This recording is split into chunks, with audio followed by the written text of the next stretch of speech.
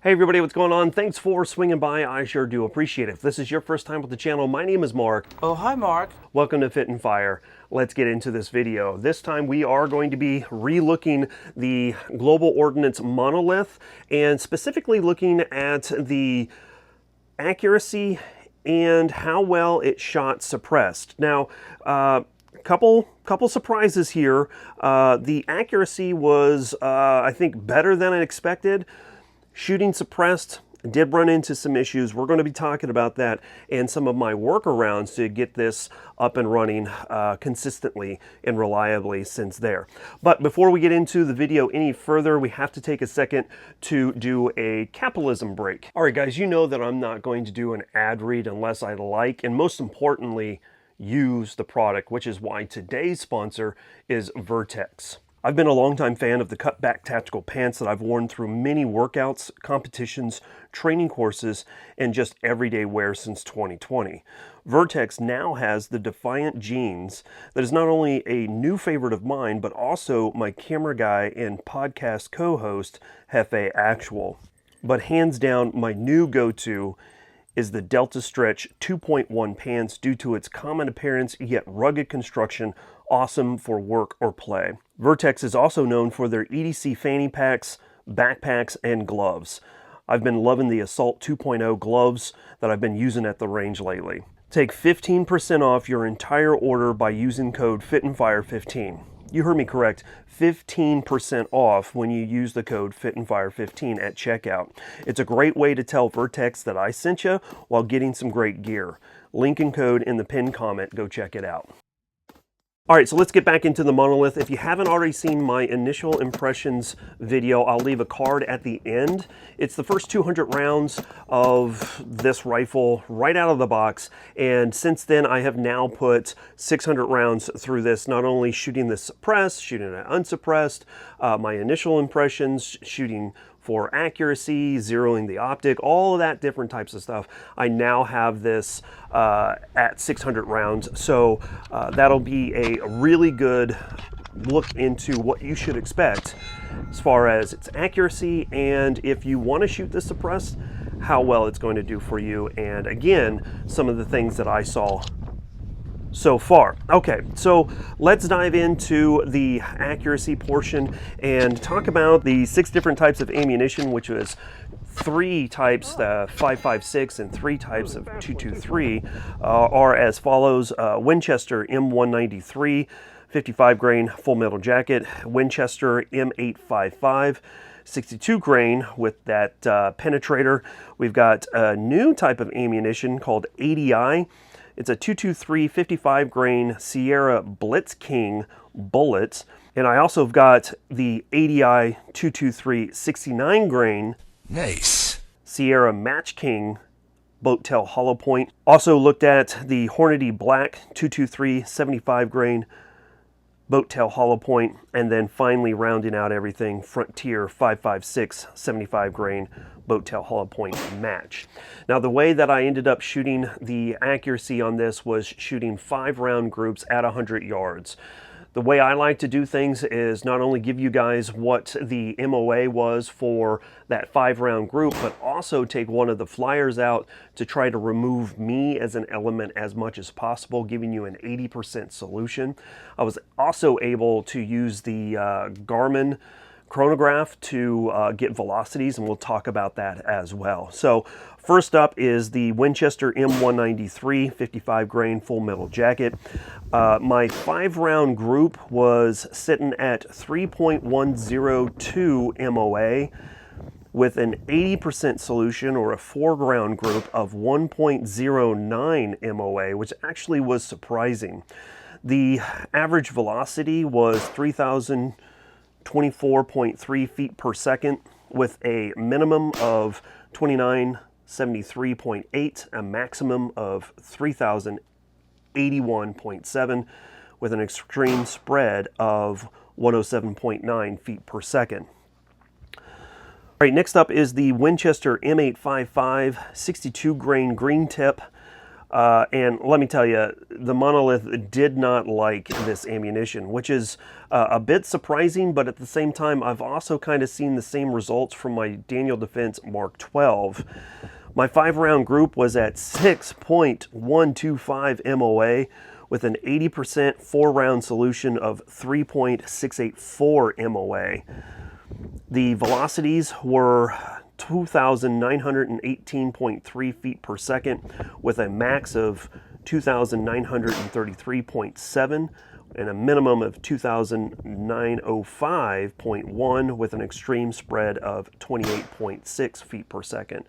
So you ended up having a pretty consistent spread when it came to the velocities, but the accuracy was just horrible. And I don't understand why. You would think that a little bit of a heavier bullet might be a little bit more accurate, but obviously not.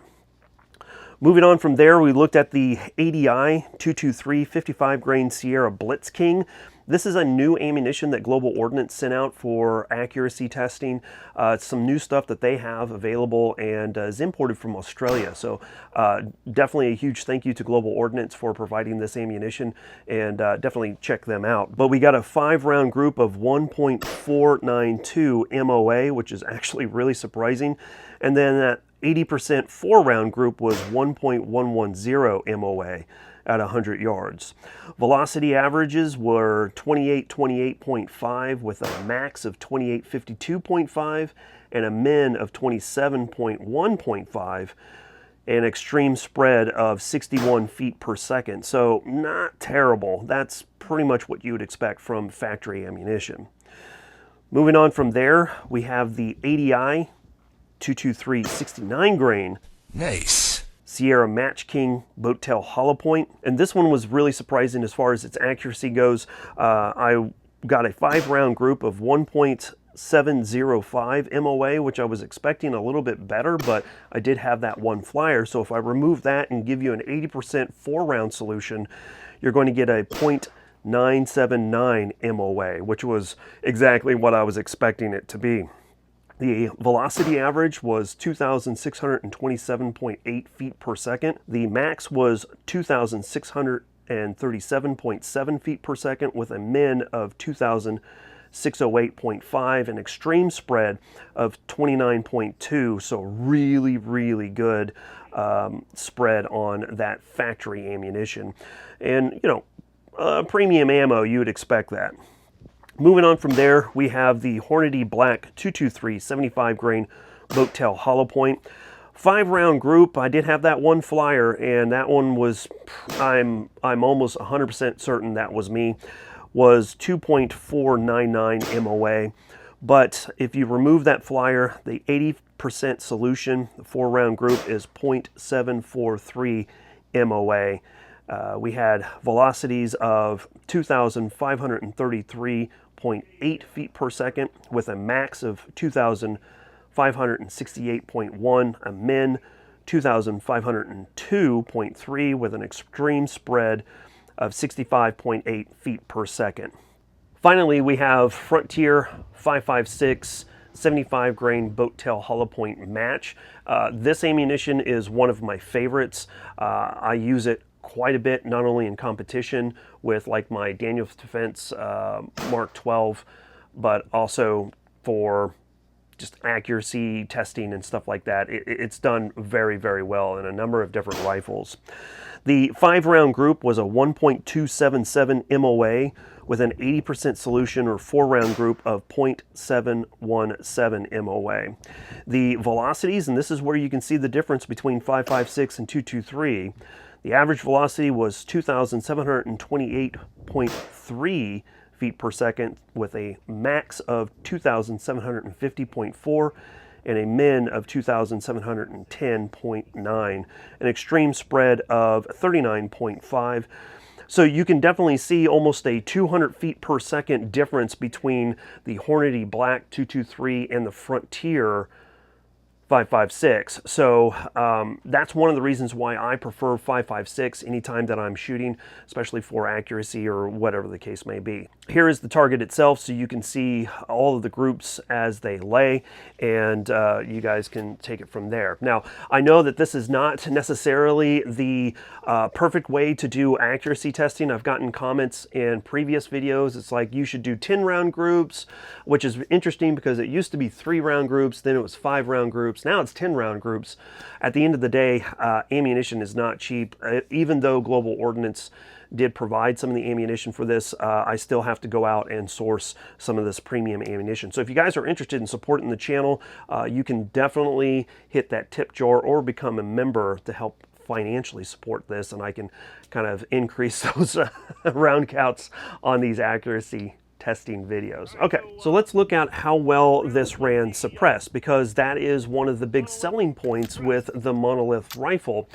The barrel has a machined in muzzle brake that has key mode adapter. I have been running my Sandman S on this, and it ran well. Not perfectly. I did run into some issues, and I'll talk about the workaround, but essentially what I did was, after doing the accuracy testing, went out to the hilltop where I normally shoot and was running the Winchester M193.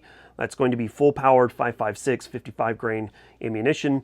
That's what I have the most of. That's what I normally use, but I also know that people like Clayco 47, he likes the PMC bronze, I think, the 223 stuff, and the reason why he likes to run that is because it's not as powerful. It's kind of dampened down a little milder than 5.56 or the XM193.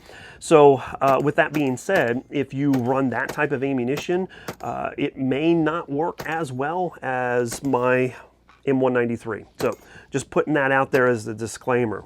So what I did in the first video was ran it unsuppressed with the standard springs, and that's one of the good things about Global Ordnance is when you purchase this rifle, you're going to get a set of standard and suppressed springs. The first 200 rounds I ran the standard springs and had 0 issues whatsoever, no failures to feed, fire, or eject. Unfortunately, when I switched over to running this suppressed, I did put the suppressed springs in. The first magazine ran just fine without the suppressor. I added the suppressor onto it, and the next 30 rounds also did just fine, but after that I started running into issues with failures to fire. Essentially, I would pull the trigger and get a click, no bang. So I wasn't sure what was going on. Essentially what I would do to test to see if that round would fire a second time, even though I was getting light primer strikes, I would basically like half charge the rifle to keep that round still in the rifle, but reset the hammer, pull the trigger again, and it would go off 100% of the time. I couldn't figure out what that was all about, so essentially what I ended up doing was breaking the rifle down on the bed of my truck and cleaned it. At that point, I'd had about 400 to 450 rounds through it, not only running unsuppressed, but suppressed as well. I had lubed it up pretty well.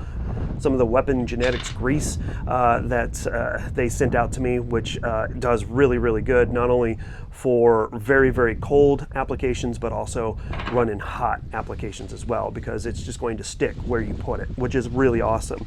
But that being said, I did go ahead and wipe everything down, just did a real quick field cleaning, put it all back together, and ran it again to see if there was going to be any further issues, and unfortunately there were. I was still running into the same light primer strike issue. I didn't know what to do at that point, so I just took a break and thought through everything and decided to go ahead and switch the recoil springs back to the standard springs, and the next 90 rounds I had 0 issues whatsoever. First 30 rounds I ran unsuppressed to make sure that the function of the rifle was still running, and then added the can, ran another 30 rounds through it, no issues whatsoever, and then ran another 30 rounds after that to verify my findings, and sure enough, the standard recoil springs did just fine. Now, the ejection pattern for the standard springs was sitting right around that 1:30 to 2 o'clock mark, which is going to be obviously overgassed. It's going to be launching those things out a little bit more because of the can and the spring setup. But one of the things that I ended up finding out, because FM Products reached out to me after my first video and was like, hey, thanks a lot for your honest review. We really do appreciate it. Here are some of the things that we're doing to correct some of the issues that you talked about. In the first video, I talked about the controls not being all that great. They're kind of sticky and stuff like that. They said that they are working on that to refine those a little bit. The next thing is the suppressor attachment point. Not only are they looking at direct thread scenarios or options rather, but they're also looking at other interfaces and muzzle brakes as well. So expect that next year at some point, I would imagine after SHOT Show, but they are looking at suppressor interface options for the barrel. So that's cool as well. But the one thing that I thought was really interesting was several people have talked about the gas and how the gas is not controllable. If it had been, you know, adjustable gas right out of the box, then, you know, thumbs up, I'm in. And unfortunately, as it stands right now, it doesn't. But FM Products is going to offer an adjustable carrier to fine-tune that gas depending on what type of ammunition that you're going to be using. So I found that that was pretty awesome. I appreciated them reaching out. I didn't ask them to. I didn't reach out to them. They just randomly sent me an email, and I really do appreciate that. So at the end of the day, my recommendation for you guys, depending on what type of ammunition that you use, definitely break in the rifle without it running suppressed with the standard springs. Try a suppressor with the standard springs to see if it's going to function well for you. Like I said, I've had zero issues when I do that. And then try the suppressed springs to see if your ammunition and can will marry up very well.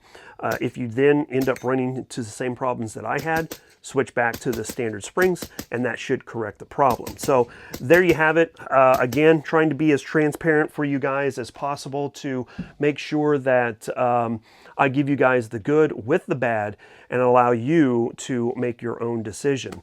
At the end of the day, I still think this is a really cool rifle. I have a lot of fun shooting it so far, and I'm going to be putting more rounds through it, trying to get it into some competitions as well, and give you guys a little bit more of a dynamic look into this rifle. Again, getting those round counts up. With all that being said, again, swing on by and check the pinned comment for not only the sponsor of the channel, but also the Live Laugh Larp podcast, so you guys can check that out and enjoy the fun that we've been having over there on the podcast.